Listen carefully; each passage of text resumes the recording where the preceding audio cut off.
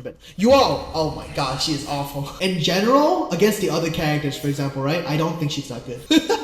Yuel is so bad in this game. 1 week later. The throw gets tech. LTP came out, and that's gonna do it. Gamera reading the dive kick, and is going to be your first Granblue Fantasy versus Rising Evo champion. Have you ever been wrong before? Back during the last week of July, I made a day -100 tier list for the Granblue Fantasy Rising Beta, ordering which characters are amazing and which characters are particularly weak. And while I did nail the mark on some of the characters, for others however, well, let's just say I owe all you all players an apology. So now that the Rising Beta tournament is over, I wanted to reflect on my poor decisions and decided to compile my thoughts into a video.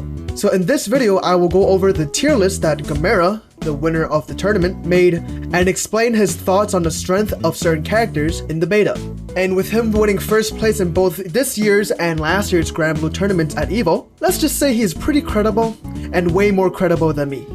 But before this video starts, don't you wish it had something to do while we are waiting for Granblue Fantasy vs Rising to release? Don't you wish there was something to fill the void while you wait for that sweet, sweet Granblue Fall Guys? Well, good thing this video is sponsored by Raid Shadow Legends. Yeah, that's right. We are yet again sponsored by the hit mobile RPG Raid Shadow Legends. With nearly 2 million reviews and a nearly perfect score rating, Raid has everything you ever want in a mobile RPG. Raid has over 700 amazing champions and 15 unique factions. With 12 challenging dungeons, engaging PvP combat, and regular content updates, you are never short on things to do in this game. And with over 1 million different artifact combinations for your champions, there are so many different ways to tackle challenges and content. Since Raid is on mobile and desktop, you can play anywhere and anytime alongside with over 400 million players today. I personally like how diverse the champions are in Raid. From humans to elves, crazy flame demons to lizards, and werewolves to... Is that a bear? This is the best game ever made! So what are you waiting for? Use my link in the description or scan my QR code to get 200k silver, 4 energy refills, a skill totem, an XP boost, and the epic champion Talia. Once you're in, come find me under the name Merpkun, and if you are fast enough, you might be able to join my clan. Thank you so much Raid for sponsoring, and now let's get back to the video. I know it's here somewhere. Where is it? Oh, right here. Here we go. Here we go. This is probably going to be a YouTube video, so I hope you guys are ready. Say hi to YouTube. But let's talk about Gamera's tier list. So I wrote down some notes as Gamera was explaining this, but so what happened was during a buffet, we were hanging out with the Japanese players and they ended up doing a paper tier list. And it gave us a lot of insight on what the Japanese players thought of the game, and especially what Gamera thought about the game. This is for comparison. So I put Fairy, Vira, Eustace, and Boss at very high. I technically put Boss down here, but I put Kag super strong, Percy super strong, and so on and so forth. I said that the Shotos were bad. I specifically said that Yuel, I put Yuel here as bad, but I did say she ended up being here. But holy shit! Holy shit, was I wrong? Holy goddamn. I have never been so wrong on an opinion in my life, because goddamn, Yuel is broken. Yuel is genuinely broken. It was specifically for the state of the current game, of course. And of course, in the future, they might tone down some stuff, but at the moment, Yuel is insane. The whole thing about this game is meter gain, meter usage, and the fact that Yuel has a really good combo into really good corner carry without using EX through like auto combo into like medium car or medium 2d6, auto combo into 2d6, so on and so forth, has access to 2 reversals, but most importantly is because her neutral is just good. It's really consistent. Like her damage is not insane. Her corner carry is not like super like insane like she does. She's just a very solid character that fits the meta really, really well.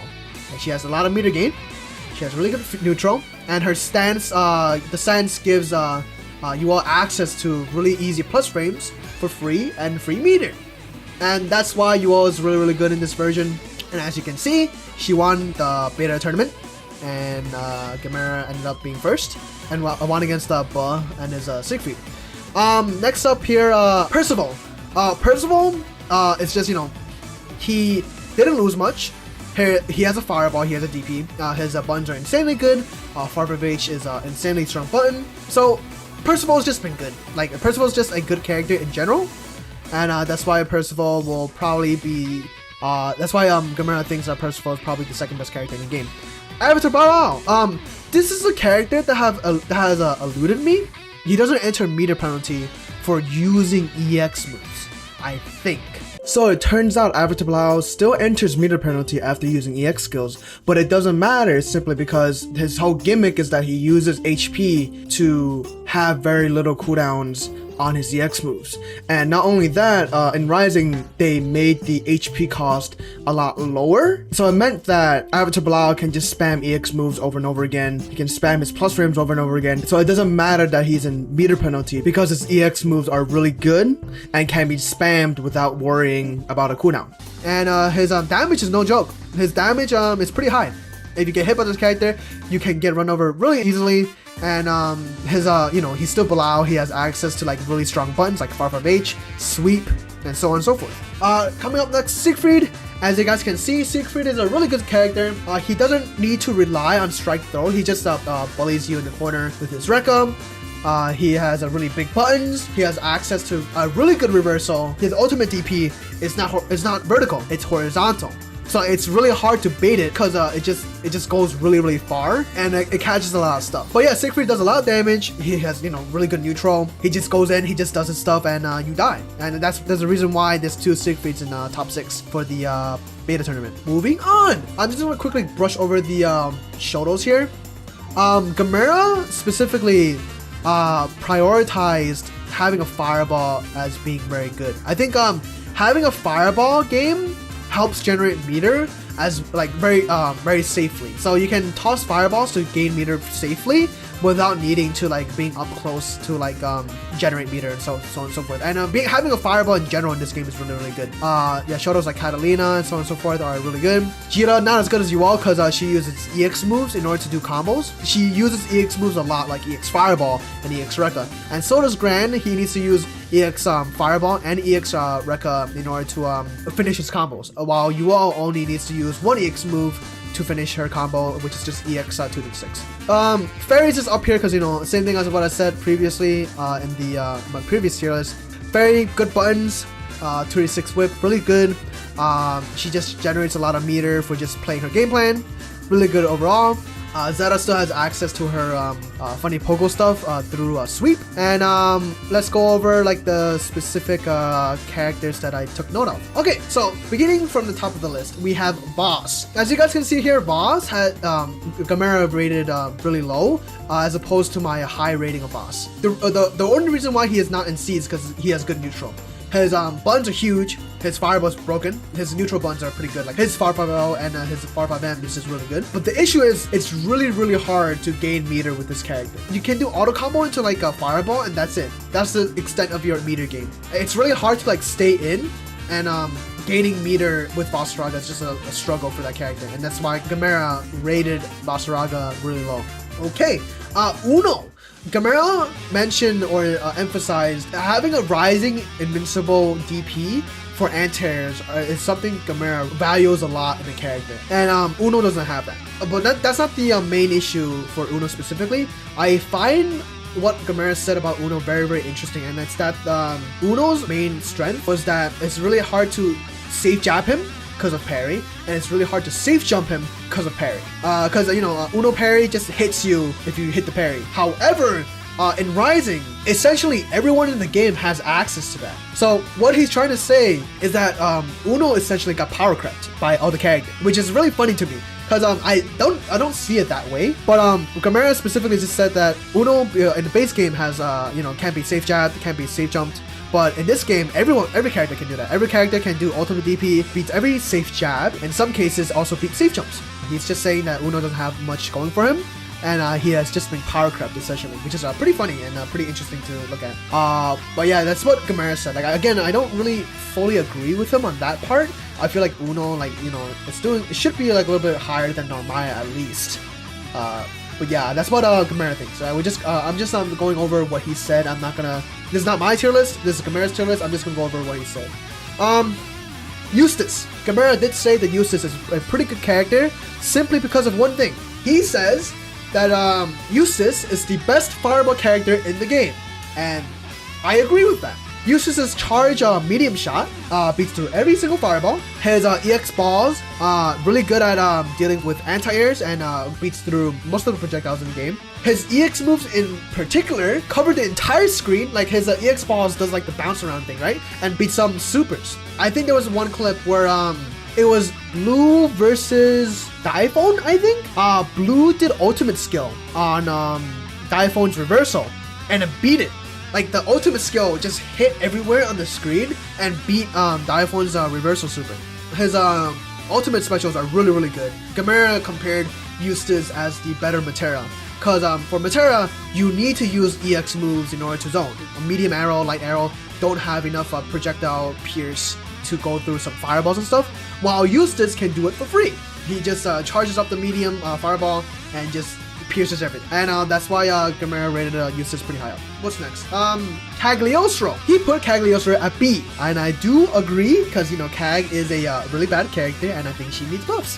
He always thought Cagliostro was pretty weak, but the fact that she has a pretty good medium overhead, Gamera was saying that she has a potential to be an A tier if the game comes out and people explored her medium overhead a lot more. Cause again, trap damage or trap scaling on combos are, you know, not that bad. Cag can definitely steamroll you if she gets her setups going. But the main thing is that Cag doesn't have a DP or like a normal like non-meter DP, and she doesn't have a DP that goes up, like, you know, the rising DPs like Jita and Catalina and so on and so forth. But anyways, let's move on. Charlotta. So the reasoning that Gamera gave for Charlotta is really interesting. The first thing is you can no longer icon watch her swords and her ball. Back in the old game, you can icon watch her swords going off cooldown. That's when you know when you can DP, when you can spot dodge. But now you can't do that because the icon watching has been nerfed. So Charlottas can do auto combo into a 2-4M a lot easier now, because in the previous game all you needed to do was look at the cooldown. If you see her swords go off cooldown, that's why you know when to DP, because she can't do anything against it. They react to your swords and they DP. You can't really do anything about it. And Charlotta in the old game was generally not a really good character, but in this game you can't do that. And not to mention her fast jump. All the anti-airs of all the characters in this game have been nerfed by a little bit. I don't know how badly, but all the 2Hs have been nerfed, so you can't anti-air Charlotta as easily, which means her jump arc and her fast fall jump just gotten way more scary. It's just like a menace to deal with. And you know, she also has access to like a rising DP. Not to mention that all the heavy versions of DPs in this game were nerfed. The startup is a little bit slower now, according to Gamera, and that's why her jump arc is even better. Sometimes they can't react in time with the EXDP, and you just safe jump it instead. Alright, let's move on to Narm. Narm is just bad simply because she uses EX moves a lot. In combos she uses EX moves, in neutral she has to use EX moves, and you don't want to use EX moves in this game. If you use EX moves in this game, you are gutting yourself and you are not getting any meter for the Raging Strike and the Brave counter and stuff like that. And also not to mention her bar 5M got nerfed. Narmaya's strongest button, in my opinion at least, her strongest button, Far 5M, can be whiff punished now, which is insane.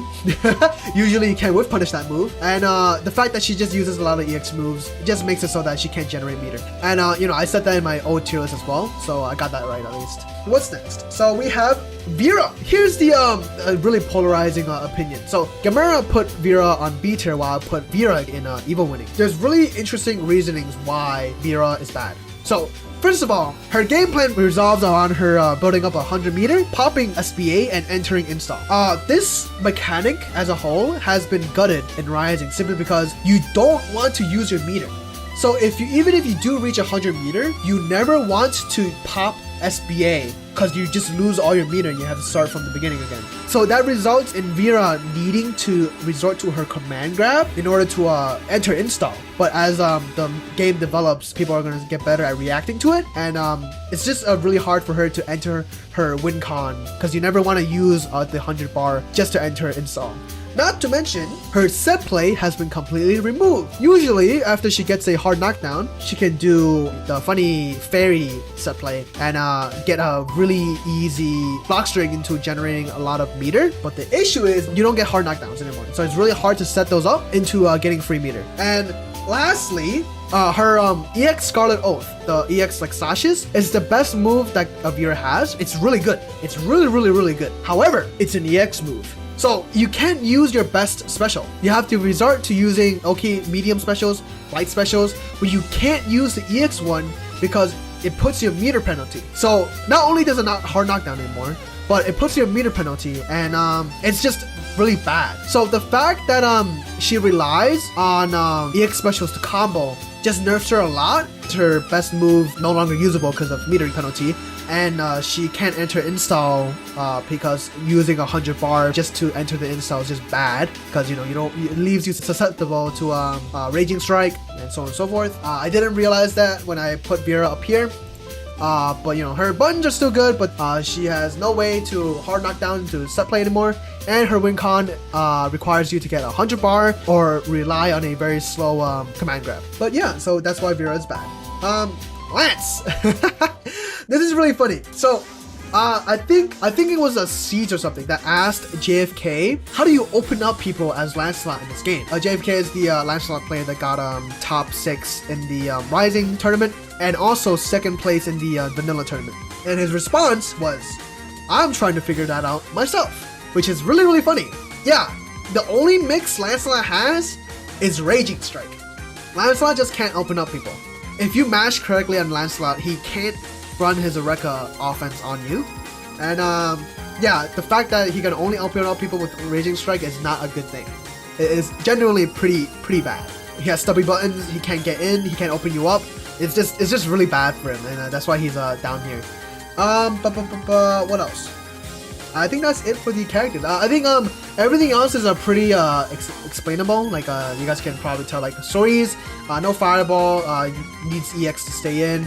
Lowain is just a gimmick again. I don't think JP players think Lowain is good because all of his specials can be stuffed out essentially, right? Like if you play Lowain against Percival, you will never be able to set up anything. Matera just down here because I don't know. I think Matera is good. But Gamera and the JP players don't think Matera is good in general, which makes sense because they just they never thought Matera was that good in the first place anyways. Ever since the beginning of the tier list, I mentioned how like every character has to build up meter, depending on how well you build meter, and that depending on how strong your neutral is, dictated how good you are on the tier list or how hard you are on the tier list. And the reason for that is because of Raging Strike. The fact that Raging Strike is unreactable, and the fact that you just open people up for free with 25 meter, and forcing your opponent to guess in every single interaction is just not fun, and it's just really strong. And this is from the winner of Evo himself, by the way. I didn't say this. Gamera said, first of all, the visual effect appears 3 frames after you input it, which means Raging Strike is actually 14 frames. So people who say that they've been reacting to Raging Strike have been lying. And he also thinks that Raging Strike is like a terrible mechanic, and everyone agrees. It was really funny because we have a translator, right? Rowlet was being a translator. Rowlet, really well-known community member, was translating questions that we were asking to Gamera. And when she asked, do you think Raging Strike is reactable? Gamera and all the JP players looked at her like she was crazy. It was so funny. Like Gamera just looked at Rowlet like, are you crazy? Why would you ask that question? The visual effect comes 3 frames after the input. So you have 14 frames to react it, and it's not reactable. It's just a guess. You only guess against Raging Strike. So it's not reactable, so you need to have 50 meter to counteract that, or else you just get combo for free. Yeah, Raging Strike is a bad mechanic. Raging Strike, it is not reactable. People who say that they are reacting to it are stupid and dumb and lying. So yeah, I think that's about it.